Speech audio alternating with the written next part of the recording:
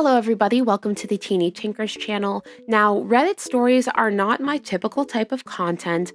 However, they are one of my personal favorite types of videos to listen to while I'm doing all kinds of crafting or doll making. So I thought it would be really fun for us to hang out and read some ball jointed doll or doll related Reddit stories while some of those doll making and progress/crafting videos play in the background. And if you're into this kind of video, let me know. Maybe I'll make more, or maybe I'll open up a line for you guys to share your stories and we can try that too. Most of our stories today are coming from the AITA subreddit, or Am I the Butthole? For those who don't know, this subreddit is basically based around the idea of posting your situations from your life and then asking if you were the bad guy in the situation or like finding vindication, basically.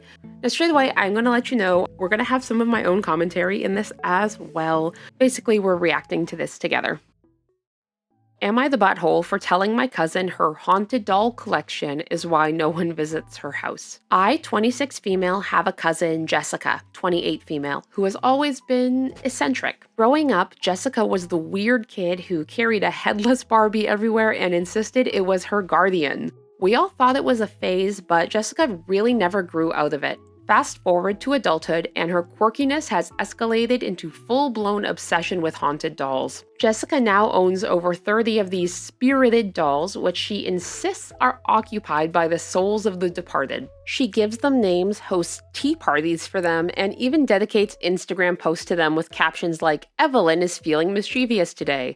Yes, Evelyn is one of her dolls. Whenever family gatherings roll around, Jessica always complains that no one wants to visit her house. Jessica claims it's because her place is too far away, it's a 20-minute drive, or that people are just jealous of her unique lifestyle. But the truth is her house is downright terrifying. The walls are covered in Victorian-style wallpaper she put up to match the vibe of the dolls. Dim lighting, creepy porcelain faces staring at you from every shelf, and Jessica talking to them like they're her roommates. It's like stepping into a low-budget horror film. At Christmas, Jessica started her usual rant about how no one comes to visit her or respects her spiritual practice. She said she feels isolated and unsupported, especially because society just doesn't understand empaths. I finally had enough and said, "Jessica, no one visits you because your house looks like a shrine to nightmare fuel. It's not society, it's you. No one wants to be stared down by haunted dolls while drinking coffee." Okay, let's not say nobody. Obviously, Jessica likes it, so somebody else might like it too. Jessica gasped like I'd slapped her, and my mom hissed, "Not the time." But my uncle snorted into his eggnog, and my younger cousin whispered, "Finally, someone said it." Jessica stormed off, and later that night, she posted a vague Facebook status about how some people can't handle women embracing their divine femininity through spiritual connection.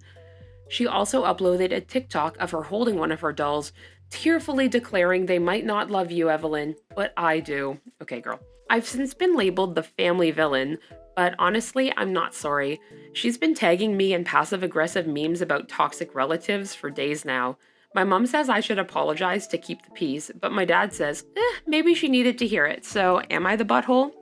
Okay, so I'm gonna go ahead and say from my personal opinion, I don't think you're the butthole. However, I also don't think Jessica's the butthole either, because I think it's fine to have hobbies. And yeah, a lot of people do think most dolls are kind of inherently creepy, but I think it's pretty hard to argue that your house isn't creepy if you've put up Victorian style wallpaper and then you have dolls and their little black porcelain eyes staring at you from every corner of the room. Like, I don't know anybody who wouldn't be creeped out by that. But let's take a look at some comments. Calimac says, "Not the butthole. She asked and you answered. Advise her to search for local groups who share similar, perhaps goth interests. She might fit in with other doll collectors. She could start her own group. Regardless, she should be aware that her interest in haunted dolls is a very, very niche thing which makes other people uncomfortable." I think that's exactly fair. I don't think Jessica collecting these dolls is inherently a bad thing. I definitely think the advice to find other doll collectors in her area is good advice. And I guess I might advise Jessica that if she wants family to come over, maybe she should just take the dolls out of the main living areas of her house, like the living room, entryway, kitchen type thing, and she might have some better luck. But it's her house, and ultimately she can do exactly what she wants with it, so I don't know, would you guys be put off by somebody having walls full of old dolls? Or do you think it's more just talking about the ghosts inside all of these dolls? How do you even find out the stories of all the ghosts inside these dolls and verify the claims? That's what I want to know. But I think that's enough of that story. Let's move on to the next one. Our next story is coming from the same Reddit, but was actually posted about a year ago, so it's a little bit older than the story we just read. The post is from a random throwaway account and is titled, "Am I the butthole for causing rifts between my cousins over a doll?" Hi, I would love to hear Reddit's thoughts on the situation and possible insights if I was being a butthole or not. English is not my first language, so sorry for any mistakes. I, 24 female, have a big family, so lots of cousins, but among them, I have most decent relationships with Mia, 20 female, and Nana, 8 female, since they live near my house. Mia and I basically grew up together. I don't have any sisters, therefore we're very close.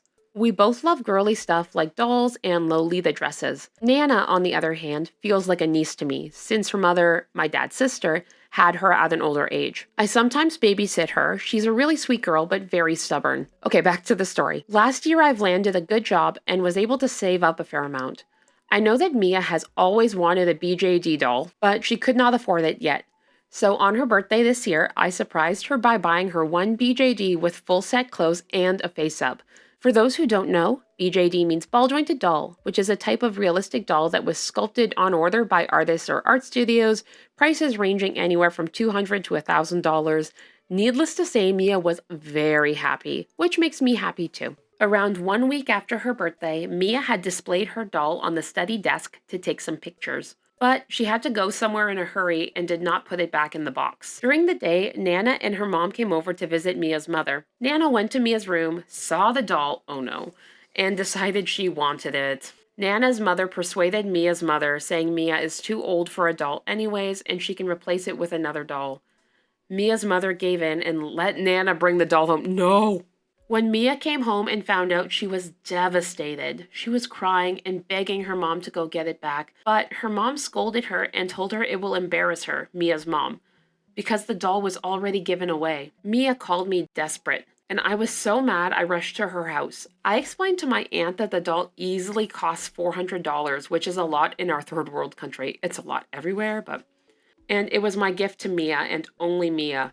My aunt's face turned pale because she did not think a childish toy costed that much, and the three of us went to Nana's house. Mia asked for the doll back. Nana was crying and screaming, and my two aunts were arguing back and forth. Nana's mom called us bullies because we were trying to hurt an innocent child. I told her this was my gift to Mia, and she would be really hurt too. I think my aunt could not care less, but after a while she just told Nana to give it back so they leave. Nana screamed and threw the doll on the floor. Mia and I hurriedly scooped it up and returned to her place. After doing some examinations, the doll was fortunately unharmed, but one of her glass eyes were broken and her dress was torn up on the sleeves as well as having crayon marks. I offered to buy Mia a new set, but she said it's good enough. I gave her the doll and she would work on it herself. I mean, that's awesome. That's half of the fun anyways, is customizing. I thought it ended that day, but my mom just heard the story and came to me about it. She knows I'm in the right, but mom's always a people pleaser. She said Nana's mom is calling me a butthole to our relatives and saying how much I hurt Nana. She also said to my mom that the only way I can make amends is to give Nana a doll like Mia's girl.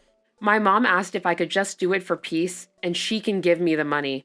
I replied no and not to do it on my behalf either because Nana needs to learn boundaries. I kind of feel bad for Nana and will definitely find her a decent birthday present when her birthday comes. I just don't want to give in to my aunt and her requests. So, am I the butthole? Whew, there's a lot to unpack in this one, I think. First of all, I want to say the original poster, or OP. OP must really love and care about their cousin to go ahead and get them a ball-jointed doll. They are very expensive, like OP said, and they are very intricate and delicate, and definitely not something the average child should have. But I also want to say, I don't think Nana is the butthole in this situation. Nana is literally a child. And children see things they want and ask for them. However, I do think that the aunt is a really big butthole for asking for the doll on her daughter's behalf. And I also think that while it sounds like the mom is kind of just a people pleaser pushover, I think the mom's kind of a butthole too. You would hope Mia's mom knows Mia well enough to know that this doll was really important to her and very wanted. So to give it away kind of just sucks. And if she doesn't know Mia well enough to know that she really wanted this doll, then she kind of sucks for that too, in my opinion. And scrolling down into the comments, it absolutely looks like people agree. Mela777 says, oof, BJDs are not children's toys, and anyone who looks at one and thinks that has something screwy going on in their head. Even cheap, legit ones are expensive.